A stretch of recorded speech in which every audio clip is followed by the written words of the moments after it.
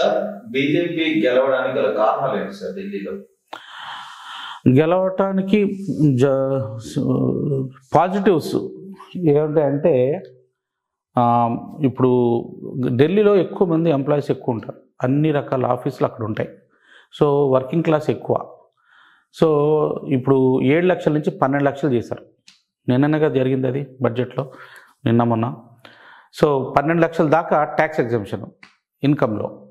So సుమారుగా చాలా మంది పాపులేషన్, లక్ష కంటే నెలకి సంపాదించే పాపులేషన్ ఎంతమంది ఉంటారు?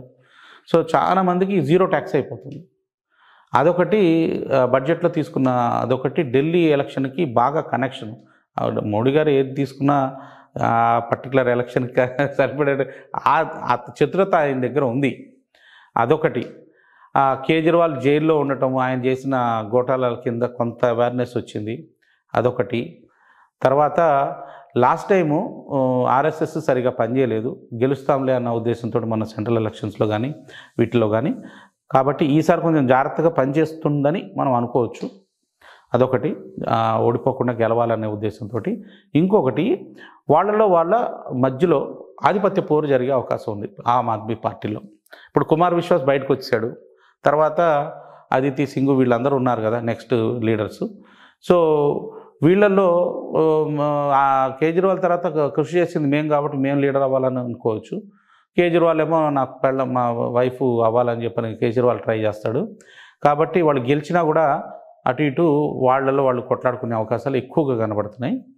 కాబట్టి బీజేపీ 8 సీట్ల నుంచి ఒకప్పుడు 33 సీట్ల దాకా వచ్చిన బీజేపీ, దానికి ఆ రేంజ్ దాకా వచ్చినా కూడా బీజేపీ గెలిచే అవకాశాలు, అంటే పార్టీ విడిపోయి ఆమ్ ఆద్మీ పార్టీ, అంటే కేజ్రీవాల్ జైల్లో ఉండగా పార్టీని మేనేజ్ చేయడం అంత ఇబ్బంది అయ్యే అవకాశాలు ఉంటాయి. కాబట్టి పాసిబిలిటీస్ ఆర్ దేర్.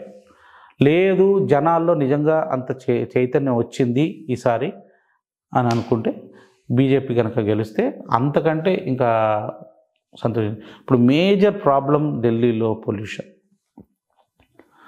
ఒక్కసారి వెళ్తే ఒక్క రోజులోనే అందరూ సిక్ అయిపోతున్నారు బయట వాళ్ళకి.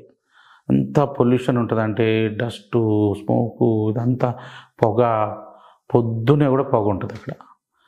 సో ఇవన్నీ కంట్రోల్ అవ్వాలంటే ఢిల్లీకి బీజేపీకి వేస్తే బెటర్ ఏమో, వాళ్ళు ఏమైనా చేస్తారేమో అని ఇంకా విసుకొచ్చి వేసే జనాలు కూడా ఉన్నారు.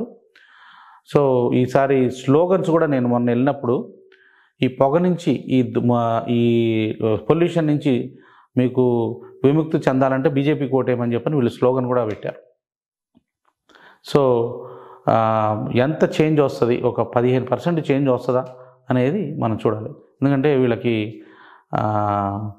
బీజేపీకి వాళ్ళకి మధ్యలో చాలా పర్సంటేజ్ డిఫరెన్స్ ఉంది కాబట్టి లాస్ట్ టైము. సో